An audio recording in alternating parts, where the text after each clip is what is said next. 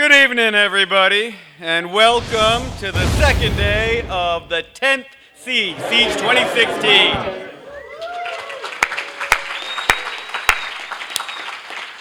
Thank you all very much for joining us tonight. Who survived the tripwire party last night? All right, 2 of you survived it. All right, maybe more. Looked like a few bleary-eyed. And everyone enjoy the high-res lunch today? Excellent, excellent. Well, we really appreciate everybody being here. This is, as I said, the 10th annual Siege, and the theme for this year is 10 years of constructing reality, and we've done, in our minds, a good job of constructing a siege reality and a game dev community here in Georgia. I wanted to do a couple announcements, not much more to announce. There is an addendum of some changes for tomorrow. You all should have gotten that when you got your program books. If you didn't get one, please check it out. There are a few additions to tomorrow's schedule. And we do have some parties tonight, which I think, looking out here, is clearly the main reason a few people showed up. So I'd like to thank right now both the Georgia Game Developers Association, which party will start 8 o'clock in the Cobb Ballroom out there, and Kennesaw State University, ISO Interactive, the Indie Cluster, and the Indie Rant, sponsored by Puzzles for Joe. We're all going to be doing theirs on the 16th floor starting at 9 p.m. Please make sure you eat something before the parties. Yes. Yeah. There you go. The Indie Rants party will have food. So it's very interesting when we go seeking keynotes for Siege. We'll often go for some really big names, Nolan Bushnell in the past, obviously Rand Miller last night, folks who have exemplified a lot of where the game industry has come from. But we'll also be looking for folks who are definitely on the cutting edge of where the game industry is going. So a number of you know Jesse James Allen, who's been a regular speaker here in the past. And I usually call some of our older speakers, who would you recommend as a keynote? Who can really illustrate for folks where our industry is heading? The first person Jesse recommended was Nick Laing. And I researched him a bit and communicated with Nick about what we would talk about. And it quickly became clear that the reason Jesse was recommending him was exactly the thing we were looking for. What does our industry need? What is it that we really need to focus upon? We've got technical skills really to compete with anything. We've got artistic skills that compete with the best any other art form can have. Our audio skills, I will like to brag, are incomparable. That we are, in my mind, better than a lot of the other entertainment fields. Design is great. I like the writing in games. Thank you very much. So I think we're really at least comparable, if not excelling all the other art forms in our skills. But we don't promote this, we don't show it well, and we don't take the lead even in the areas where we are leaders. And it's clear to me that that's one area where we as an industry need to step forward, not just in the fact that our industry is a leader, it is a $16 billion industry in the US alone, but the fact that we as designers, creators, programmers, artists, and audio folks are leaders in our own right. And when Nick started telling me what he wanted to talk about, it really clicked that this is one of those areas where our industry needs to take a leadership role, and that's in personal leadership. And I looked through his background, I don't think there is anyone who's better at this. Nick is one of those people within our industry who has played a role in so many of the different disciplines we do. People in the indie side will sometimes be critical of AAA studios saying, oh, your guys get pigeonholed in one thing, they only do one job for 20 years and nothing else. And Nick is the antithesis of that. He is that person who has been through the disciplines, who knows the various parts of it. And I really don't think there is a better person to talk on this topic than Nick Laing. So right now, too many Kirks in the kitchen, or where are all the Spocks? Nick Laing.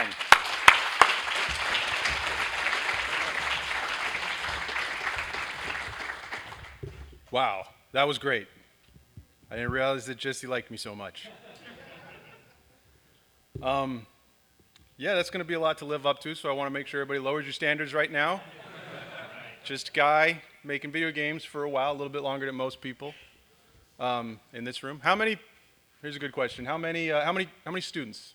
Not quite in the industry yet. I guess we're all students, right? But not in the industry yet. Okay. So then in the industry, got your job, paying your bills as a game developer. How many people here? Okay, that's pretty good. It's good to know. I like to kind of get a sense of the audience. What about artists? I'm going to be an artist. I am an artist. Engineers? Okay. How many people consider themselves producers or are looking forward to becoming a producer? How many people work with a producer? Come on, really? Everybody else works by themselves? I think production's pretty interesting topic because once a game gets bigger than 3 people, I'll give you the two people thing. Once a game team gets bigger than 2, you start needing extra people. You start needing somebody else, and usually the first person that gets hired is a producer. I'll talk a little bit about where that term comes from. But I think first, most people expect a little bit of who is this guy? So I'll go through real quick who I am. So I'm Nick. I think that's probably enough, but we'll go into a little bit more detail. So as a kid growing up, it was all about art. I would draw comic books. I would do all sorts of illustrations, paint, anything like that. But then it became very clear through the crushing weight of reality that you couldn't actually be an artist for really. You had to go into advertising art. So as I went out of into high school and started going to college, there was always advertising art. But a friend of a friend and a family member said, you're a pretty good illustrator. You should go try to do your hand at comics. There's a school in New Jersey called the Joe Kubert School, and they focus on comic books. So I was lucky enough to get accepted there. 3 of the most difficult years of my life, and I would never give it up for anything. But now I'm a comic book illustrator, and that's cool. And I realized it's actually kind of hard to pay your bills as an illustrator. I graduated the year that Marvel went bankrupt in 1993 or 1995, if anybody remembers. So the year that I went in, they were giving a job to anybody. You fog up a mirror and you were working in comics because they were I don't know if everybody remembers that. The year that I got out, it wasn't like that. So I went on to graphic design. I fell back on that. It's pretty interesting. And it's interesting that decision to go ahead and be a professional graphic designer was actually something that influenced the way that I handle game development for the rest of my career. There are right ways and wrong ways to be a graphic designer. There are right ways and wrong ways. There are hard skills, and that affects a lot of the stuff that we do as game developers and in any discipline. So because of that background, I got hired at a small studio in New Jersey called Hypnotics. We made Outlaw Volleyball and Outlaw Golf. Okay, 1 guy. That's cool. All right, 2. All right. And Outlaw Tennis. I see where we're going? Okay. Anyway, I actually got hired probably because I knew somebody. Actually, let's be honest, I knew somebody that worked there. But the other thing was that I could do both Adobe Photoshop and Adobe Illustrator. I was a magical person back in those days. That was 1999. Once I got there, they were like, "Oh, you draw too? That's cool. You could do other artwork, so concept artwork and things like that." So art's this really big, heavy influence in my background, I guess is what I'm getting to. But what I found out is we didn't have any designers. In retrospect, we didn't have any designers there. What I realized is that I was actually in the role of designer, understanding what the consequences of interesting decisions are, how to make the user feel a certain way, how to guide them through the intent of features, and all that stuff came back from my graphic arts background. That went on for a couple of years. I moved on to EA, and I worked in Tiburon. Anybody familiar with Tiburon? Right? I worked down there. Thank you. I worked down there for 11 years. Most of that time, I was acted as a producer, and that's really where I kind of spent most of my time in my career as a producer working for EA. That was 11 years, and now I've moved on to Microsoft as senior producer on Forza Motorsport, and I'm having a great time. Thank you once again. There's a guy back there. He's a fan of mine. But it's always been in production. And producers are frequently seen as the leader of a game team. They're often the most visible. So I guess that's one of the reasons why I continue to talk about this subject. I find it very important. And I'm always willing to talk about it. But basically, that's the story of me. Different shirt, but still me. And also, just as a reminder, everything in this talk is my opinion. Kind of feel compelled to say that, but I think everybody knows what I mean when I say this is my opinion. It is the irrefutable fact, and there's no questioning my opinion. Actually, what we're talking about today is personal leadership, and so there's a lot of things that I would like to see everybody internalize and kind of think about later after we get done. My opinion still is the truth, but your mileage may vary. One last bit. Usually what I do when I make these talks, when I make a talk and I want to go about this, I do a web search and come up with funny pictures so everybody has at least something interesting to look at. And I wanted to make sure that well, I didn't think I could do that for this talk because I wanted to give you guys my full attention and not take any of those lame tricks of putting memes up on PowerPoints and something other than my own personal humor and my jokes, which are of course amazing. And I didn't want to get sued anymore. You know, there's some, so it got sketchy there for a while, and to be honest, I started to panic because that was my thing. However, I've gone back on something. I've fallen back on something that's never let me down. It's never let me down, and it's always served me right. Come on, art school, yeah. So I probably am not. Can you see that? You see those? I did that. I totally did not do that in the hotel room this morning. Okay. I'm pretty sure I can't get sued for that. And if you want to take pictures of any of these slides, you're welcome to. I'm happy to have you do that. If you're going to go and make T-shirts out of any of these things, that's a different story. I think you know where I'm going with that too. Cut me in for a piece of the action. All right, so let's go ahead and start talking about what this talk's actually about. I want to set the stage with what is game production. This is a game conference, and we're talking, and my specialty is in production, so I want to level set the conversation and discuss game production. And the topic of leadership as it applies to game production.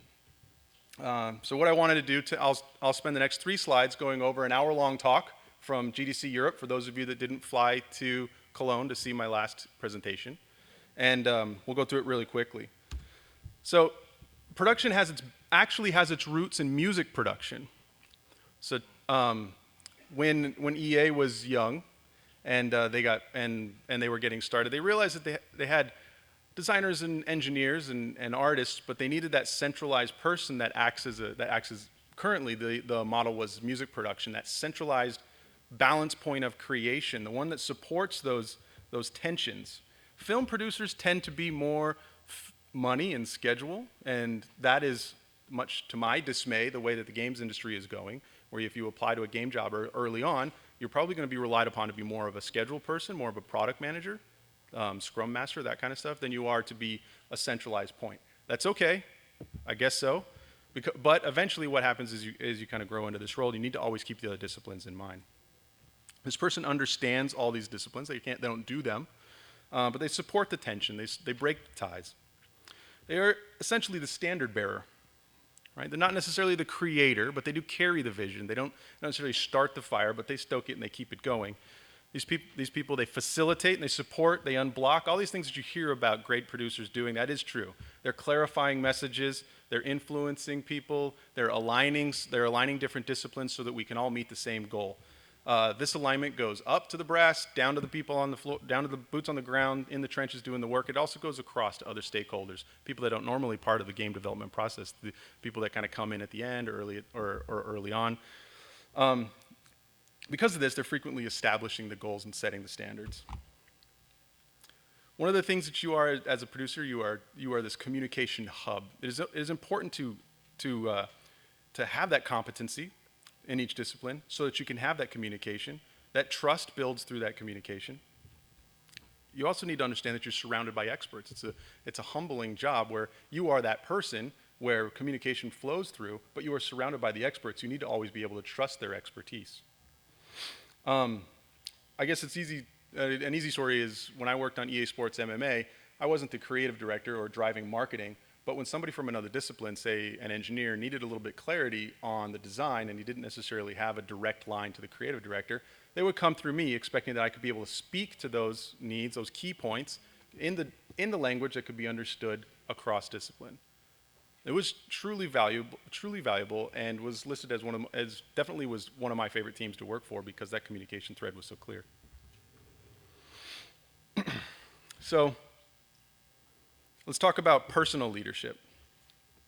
That talk that I just discussed and most of the rhetoric around game production is like that all eyes on the producer model. There's somebody who, with reports and with team members, groups of people that need direction and need leadership. That's kind of like the Kirk model, right? Look at, there he is on the hill, he'll tell us what to do. But that's not what this talk is about. I do want you to keep those models in your head, that discussion about production, game production, but let's talk about what it means to have personal leadership. You can imagine if you had enterprise full of Kirks, I'm going to be really thin on the Star Trek jokes. I don't want to overdo it. But I think everybody in here could kind of get a sense of what would it be like if the Enterprise was full of Captain Kirks? Where would they go? What would they do? Actually, that sounds kind of interesting. A different model? How about Apple? What if Apple was 1,000 Steve Jobs? Would they get where they are? I expect you to be excellent. Can't wait to see your excellence. You can be excellent with me. It'd be really, I don't know that it would get there, right? There are other people, there are other team members that are needed. Not everybody needs to be Steve Jobs. Maybe every once in a while, but not all the time. So my experience actually that leadership is a personal experience. And true leadership, no matter where you're going to end up, it does start at the personal level. And it's a deeply personal endeavor. So let's get into these words. Personal leadership. All right, so this is the internet, and I found my own facts. I don't even know where this definition came from. But of affecting or belonging to a particular person rather than anyone else. I think that's pretty easy. It's not a complicated phrase, right? We're talking about the self. We're talking about myself, yourself, okay? I can move on from that pretty quickly.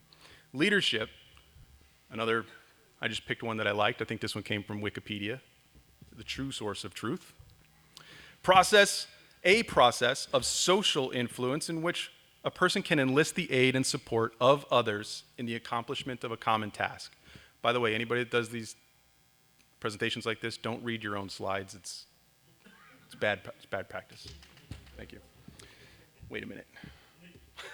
Anyway, so there are phrases, this is pretty good. There are phrases in this that I think they don't really talk to what we're talking about, right? There's the enlist the aid of others, there's the common task. This definition, by definition, needs followers for this definition to work. So I made up my own definition. Personal leadership, the process of self-influence which a person can aid and support themselves for accomplishment. This is responsibility for yourself. This is setting standards for yourself. This is holding yourself accountable. There actually is another word for this, I realized, as I was writing this talk. Discipline. Everybody's like, arr. There's Spock. Who's more disciplined than Spock, right? This is the secret to the whole talk, by the way. Take care of your own shit.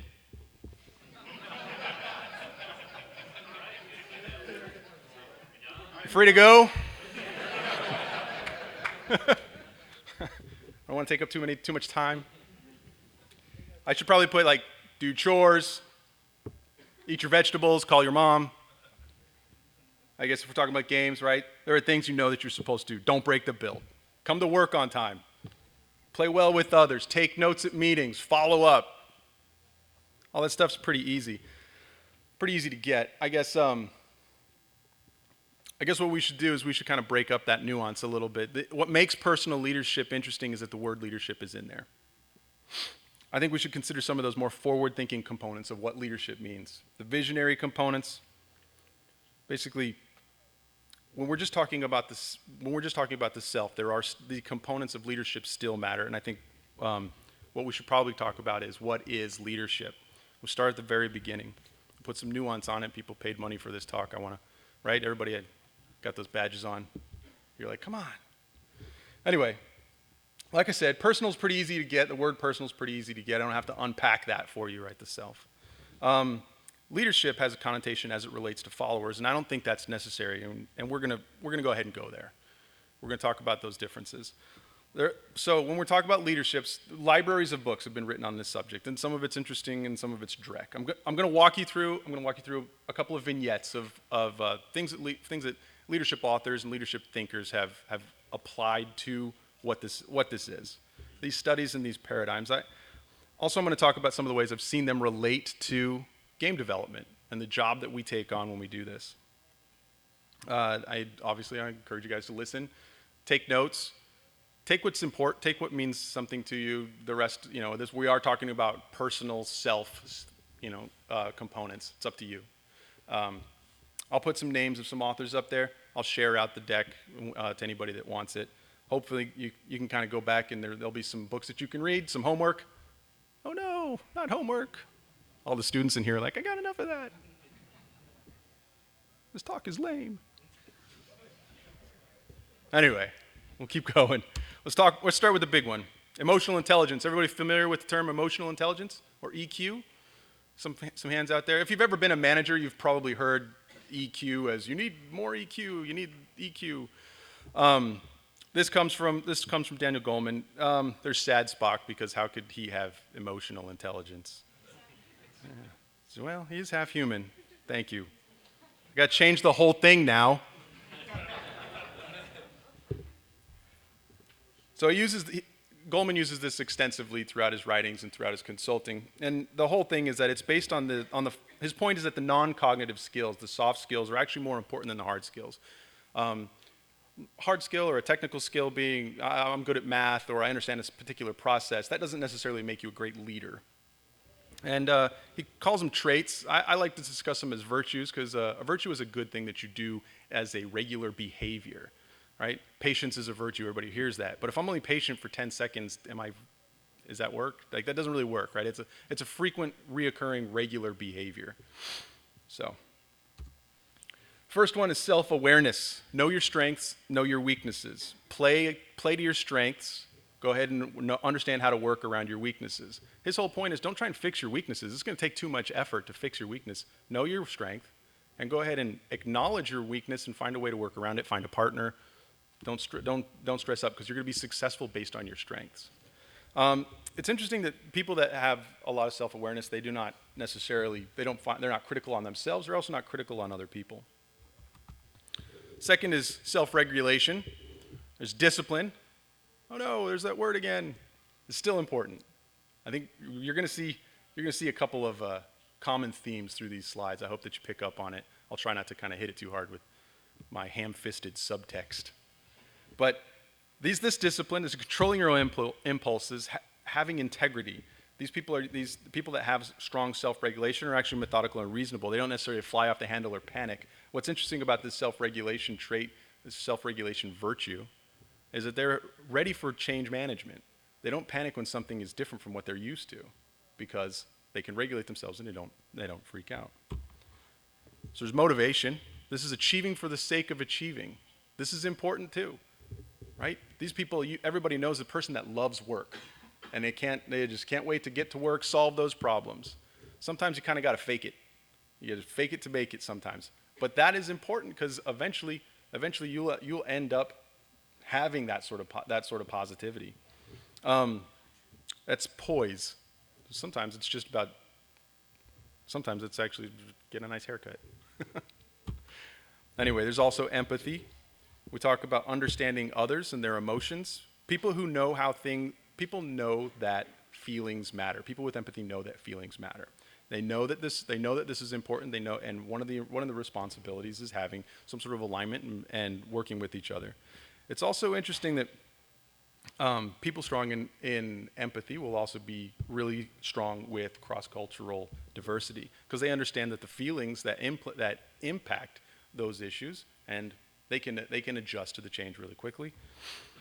This is also one of the reasons I think why Kirk actually likes poker more than chess, because you need to be able to read somebody. So, finally, there's social skills.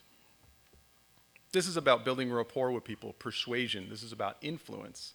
This is not nefarious influence, right? This is not like, aha, I'm going to get him to do my bidding. If you are empathic, right, and if you understand that feelings matter, you can make connections, you can find common ground, and you can get along. These are important. This is about sharing experiences. How many people know what that picture is, by the way? Sorry and brandy. That's about as deep as it gets, people. All right. So I want to wrap up this particular vignette, right? The emotional intelligence. There are things that are self-awareness, self-regulation, motivation, empathy, social skill. There's a more common term for these things. This is something that people say, oh, he's very mature. It's a pretty salient point, right? This is not about managing people or controlling livelihoods. This is just about being a good person. This is not about being in charge. This could be done by yourself. personal. Oh no, spoilers. So there's management versus leadership. So people regularly think like, I'm a leader because I'm a manager. Or how can I be a leader if I don't manage people? And Cotter actually makes a very salient point about this. He says leadership is different from management. They are complementary, but clearly different systems of action. Frequently go together. Frequently the manager of the team is the leader of the team, but that's not always clear. A manager can be in charge of a process, but a leader doesn't necessarily need to be in charge of that process to also be responsible for the strategic vision, per se.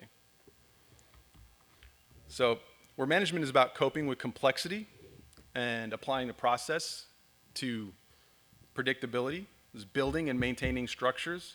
Leadership is about coping with the change. Here we are with change management again, being ready to change. A leader needs to be able to look at the world and say, hey, what we have done in the past that made us successful is maybe not necessarily what we need to do tomorrow or in the future.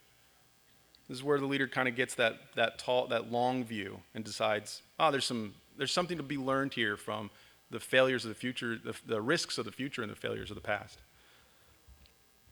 Management plans to hit goals. Is basically, how are we going to hit this goal? What are we going to do with it? What's next on the list? Leadership actually is about setting those goals. They will pull themselves back. You'll look for patterns. You'll set goals against it. There's traits to, excuse me. So leadership traits are defining those goals, and management is basically using the principles to how to get there. And then finally, there's org structures. There's org structures and staffing. Management figures out the org structure, figures out the staffing, the communication plans. This is about efficiency, deliverables, work order, but the leadership is about aligning people across, regardless of org. Remember what I said about aligning people up and down and around. It has nothing to do with reports or minions or whatever we're calling them right now. It's just about alignment. It's getting the outcome that we both want through the work that we can both do. There's also about solving problems, reducing damage. So management is reactive in this sense, right? Something's gone wrong, I've got to fix it, I've got to control for it. That's not proactive. Leadership is proactive. Something might go wrong. Let's go ahead and figure it out. Essentially, just to sum it up, management's about figuring out how, and leadership is about figuring out why. How you do something is pretty straightforward, mechanical, methodical process. Leadership needs to figure out exactly why we're going to put that process together. Again, not necessarily something that requires people to be around you. This is something that you could use in your day-to-day business. I have a friend, a very, very close friend of mine, was a physics engineer on a AAA title. Normally, we would have 4 or 5 physics engineers. He was one. He was a team of one. He was very, very good at planning out his releases and planning out his sprints, understanding his tasks, the work dependency. Very good at planning. That's good. But on top of that, he would actually schedule out his entire day, knowing that he was a interrupt-driven engineer, a physics department of one. I don't think I can really bring home the point what a difficult scenario he was put into. I thought it was strange that he'd write down on paper everything that he was going to do today when he knew it was just going to get thrown out the window. But he would write these things down anyway, and he said that if I can look far enough into the future, when those people come and they ask me questions and I go out of my way to help them, I know that I can fall right back onto this plan. That's management. But the idea to put that plan together, something that nobody else was doing at the time, I think that was leadership. And to this day, when things get busy, I'll write down a list of exactly what I'm going to do with pen and paper. You learn from everybody. So there's adaptive change. We talked a little bit about change management. There's change all over the place. I think it was Master Splinter that said the only constant is change, right? That or Kirks. Anyway, Teenage Mutant Ninja Turtle joke. Figured that would be good. No? All right. So, dev structure. So, businesses are constantly growing. They're constantly changing. Change is difficult, and I've been through half a dozen different dev changes, moving from waterfall to agile to scrum, going from a flat structure, a siloed structure, to a pod structure, to a distributed leadership team structure. The difference between hours, ideal days, or points. I've managed teams through all of this stuff, starting way back, starting all the way back to my early days at EA in 2004, 2005. And I always think it's going to be better this time because I know it ends up good. But I need to always remind myself that change is always difficult, no matter where you are. And wherever we find good change, meaningful change, leadership is there, everywhere.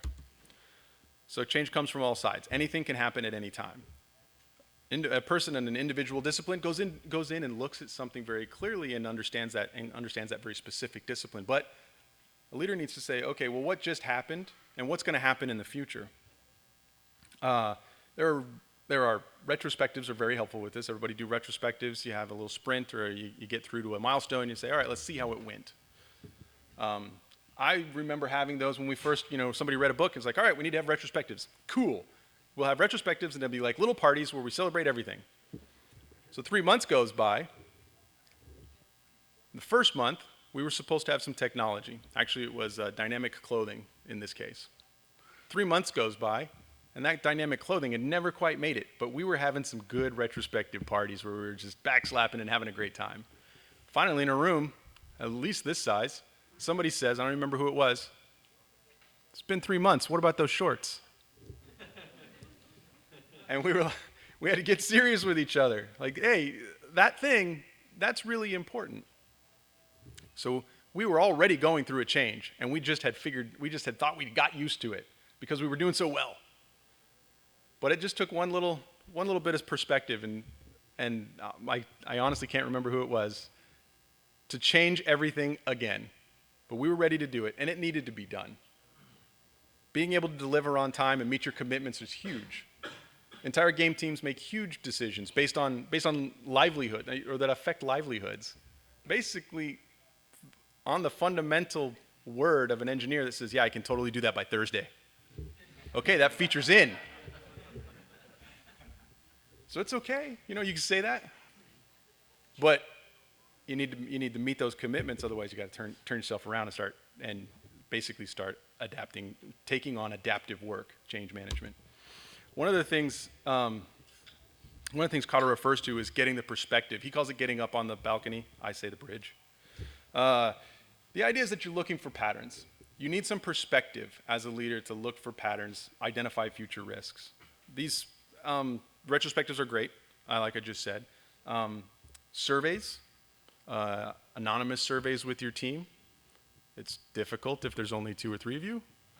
However, I've found them to be very beneficial. I'm sure you guys are creative. You can come up with something.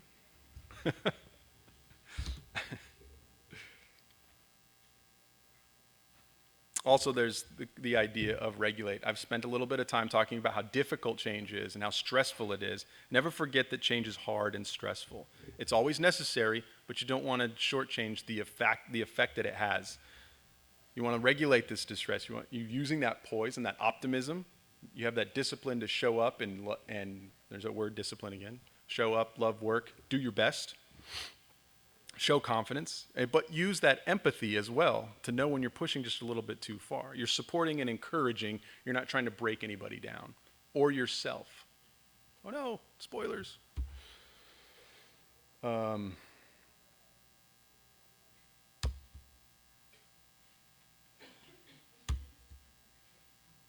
Totally planned that. The other thing is basically, it takes perspective to understand what needs to change and how you're going to change. That's true, and it's needed.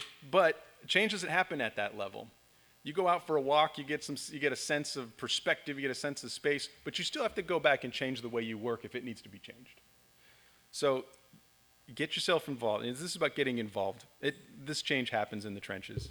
It's easy to say, I'll just back off until somebody else does this. But again, that's not leadership. That's waiting for somebody else to tell you what to do. And that's up, down, out, it doesn't matter. If you have personal leadership, is taking on the challenge. So there's one thing that Cotter says that makes a very clear point to wrap all this stuff up. He says leadership has to take place at every level. Is the subtext working yet? Because we're more than halfway done.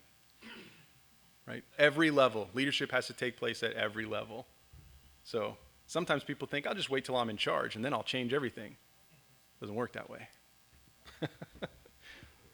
Spoilers. All right, last one. Peter Drucker. This guy's a go-to guy for management quotes all the time. If you've ever kind of looked up, if you ever saw a management quote, it's probably one of his.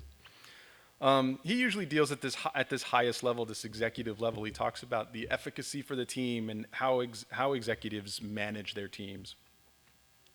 I'm going to go through a couple of things that he says. I think you're going to find some of these patterns very, very familiar to what we've just been talking about. You can still apply the filter of the self, right? In general, he looks at, like I said, he looks at executives, but these are, what do great executives do? But these are really common actions. These are tactical level things. He says the first thing they do is what needs to be done. He makes it very clear that it's not what do I want to do. Now, it's not supposed to be as reactive as it may sound, because if you're dealing at the CEO level, you're already out of that day-to-day problem-solving firefighting world. You should be. You're looking at the future. You're understanding how to protect and grow your business. They're talking about the strategy. This is not, the build server is broke, and I can't make my game anymore. This is kind of like waking up in 2011 or 2012 saying, hey, has anybody heard anything else about this VR thing? How do we get ourselves right for that? The other thing he says is what is right for the enterprise. It's the whole reason why I used his stuff is so I could draw that really cool picture. Thank you very much. I appreciate it.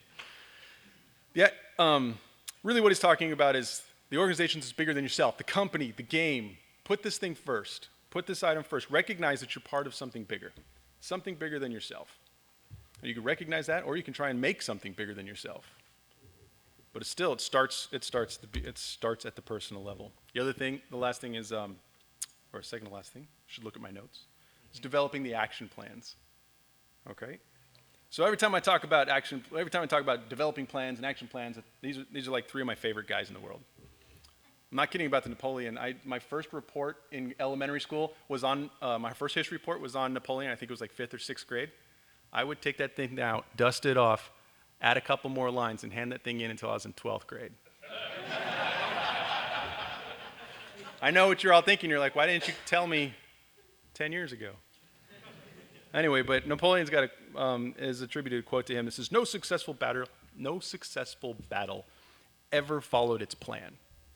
However, he was notorious for planning. He would activate hundreds and thousands of men to plan, and he would spend weeks planning on the not just the main initiative, but also all the things that could go wrong. Patton was really similar. He said, no plan survives contact with the enemy. But he read Rommel's book so that he could plan for something that probably wouldn't have happened. He was planning for things that he thought, hey, this might happen.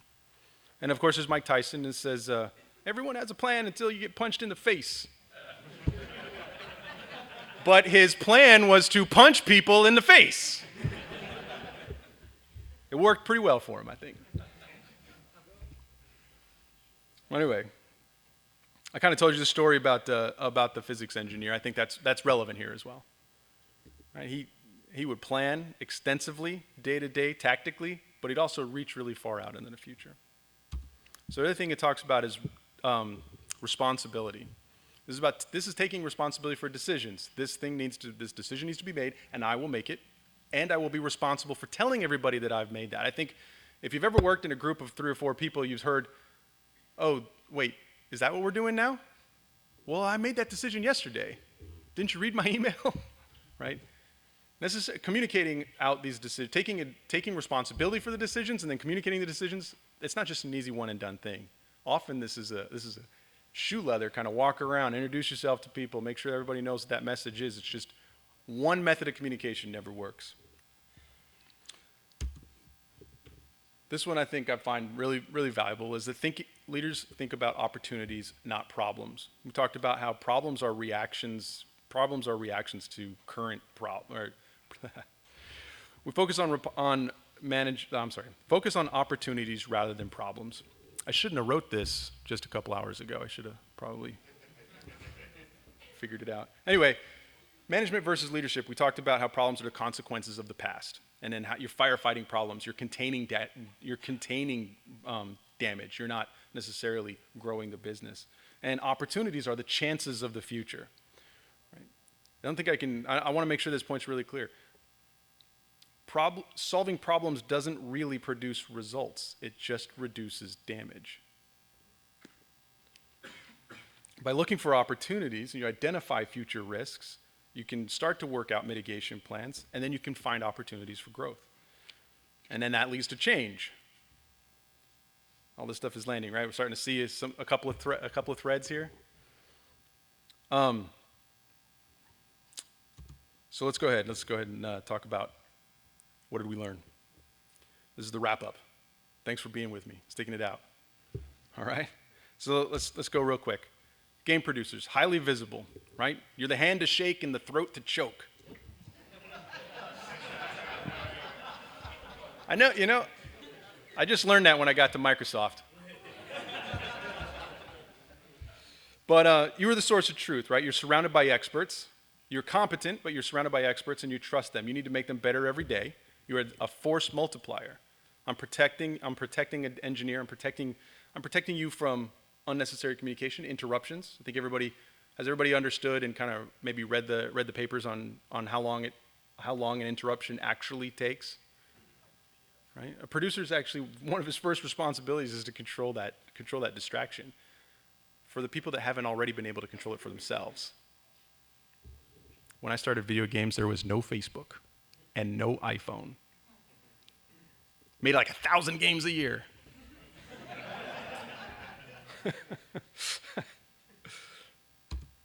So, personal leadership. It's leadership as it relates to the self, right? This is where I talked about discipline, right? Be on time, eat your vegetables, call your mom. Play nice with others. I think that's fair enough. And we went into when we talked about leadership a little bit, right? Leadership in general.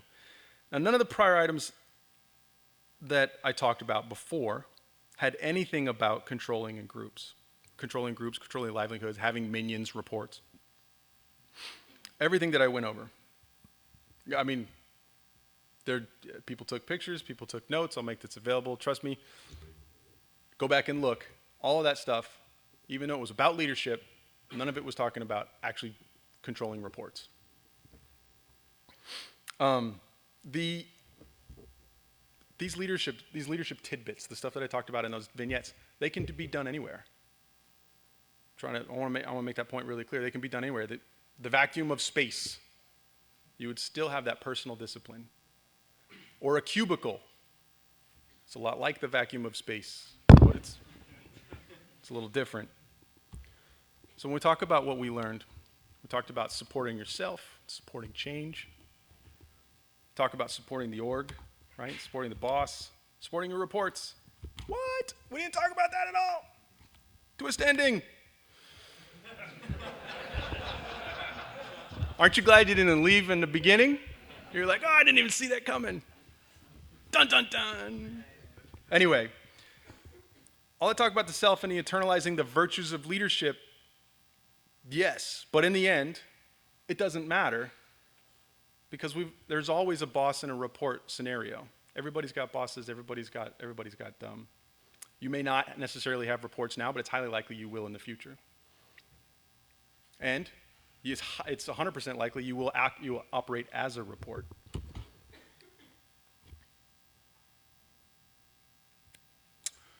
Because sometimes you're somebody's Kirk, and sometimes you're somebody's Spock.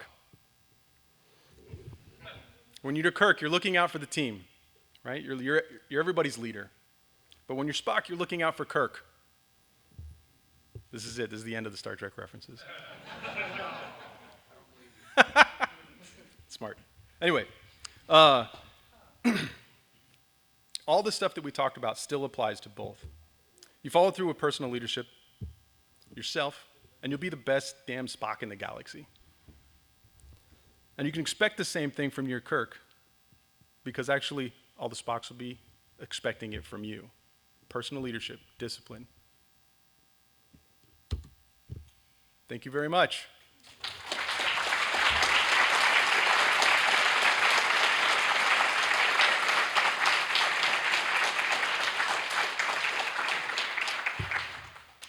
I think we do have time for questions. If anybody's got any, I will make myself available for the rest of the night too. So, yes, go for it. I'll make them available to Siege, and we'll put a link out. And that's my Twitter feed, and so you can hit up that too. Yeah, yeah.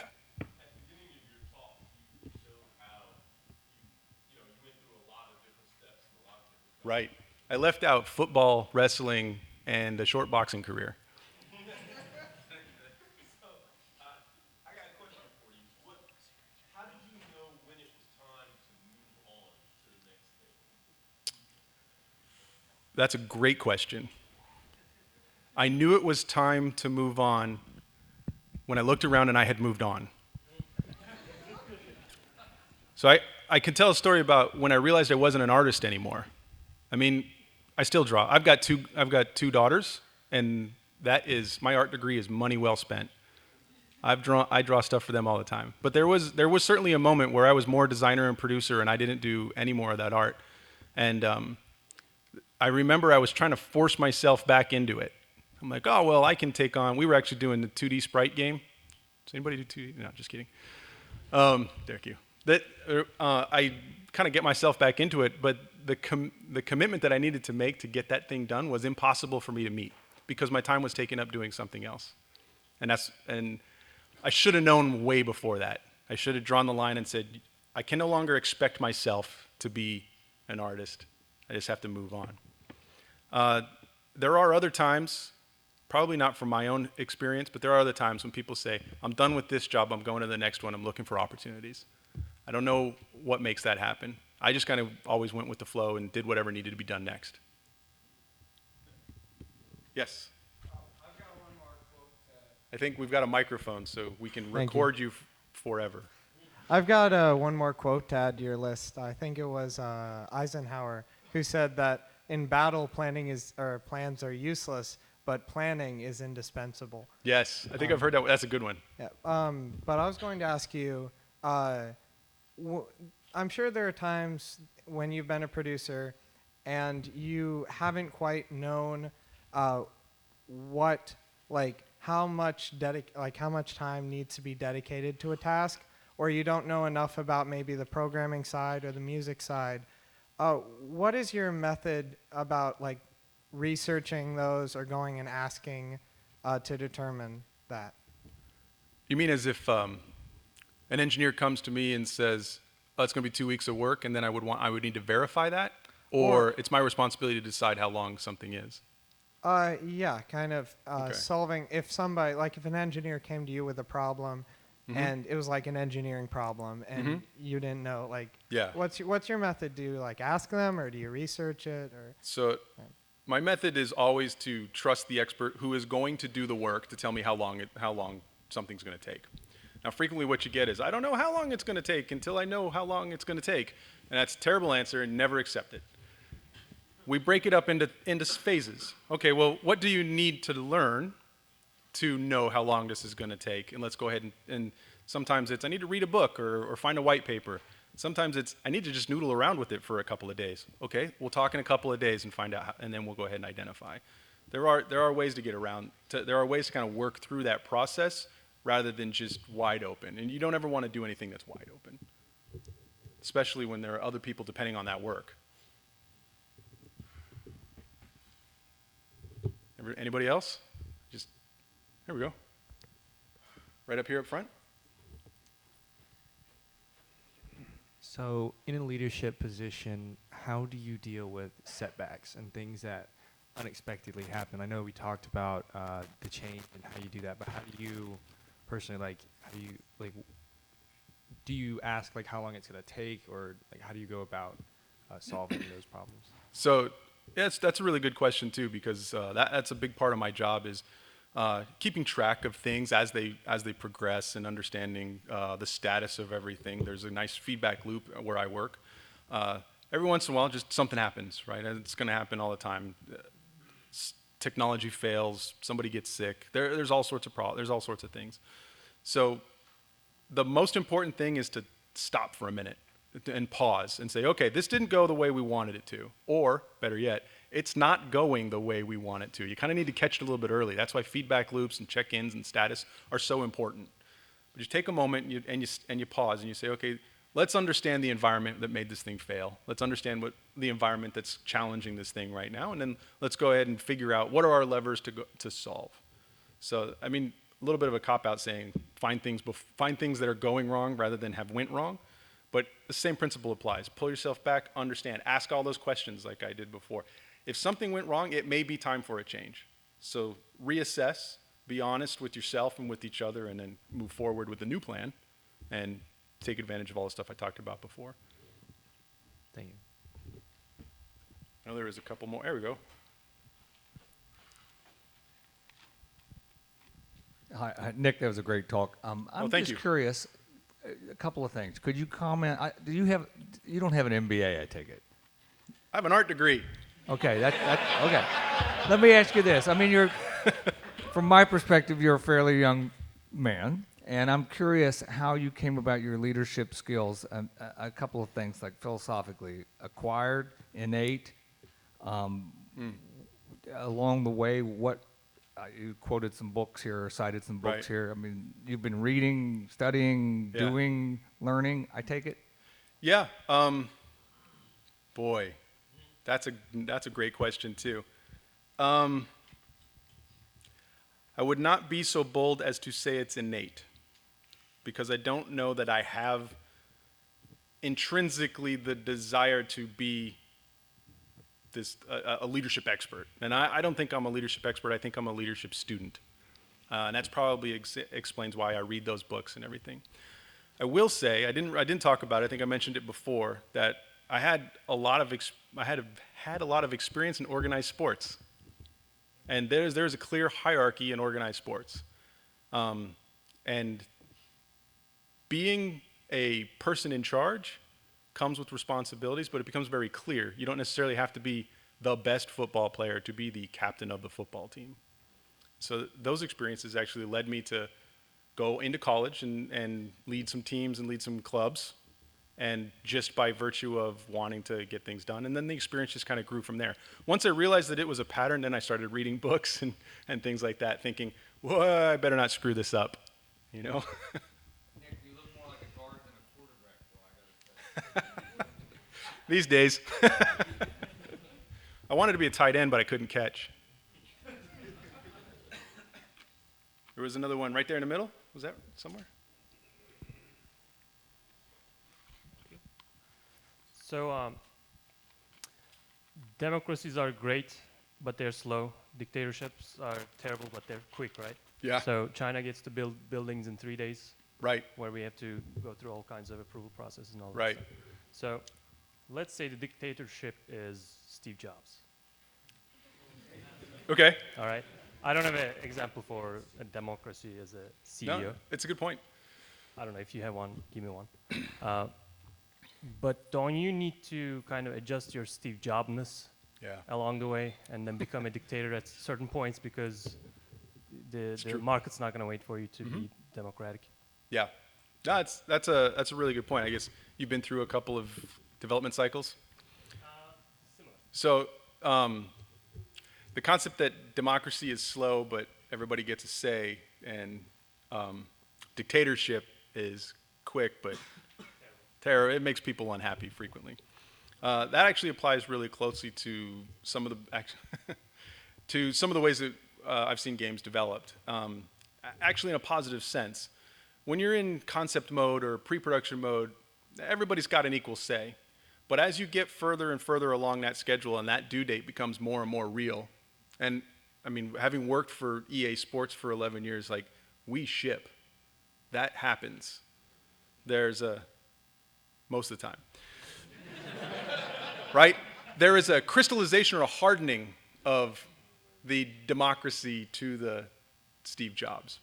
And if you've done democracy right and you've been empathetic throughout the process, the dictatorship at the end the nothing else matters but getting this thing out the door. I'm sorry you really love that feature or you really want to fix that bug, but we have to go to cert conversation is a little bit easier. Copy. That's good. I like that one. Oh, we got one more? Yeah. All right. I'm glad. I'll be walking around. You guys can find me anytime, too. Cool. I was just going to ask, do you find that personal leadership often influences who becomes the leader of the team? Yeah, you saw the secret. That's really it. When I know that somebody's taking care of their own personal space, regardless of how people interface with them, they're usually the first persons that I'll tag for bigger jobs. Right? Keep your own house in order. And then I'm gonna give the next job to you because I know you've already got everything else squared away. If you're kind of George Costanzaing it like, oh God, I got so much work to do, the last thing I'm gonna do is give you more work. All right, I think that's it. I'll talk to you a little bit later. I don't want to go over. All right.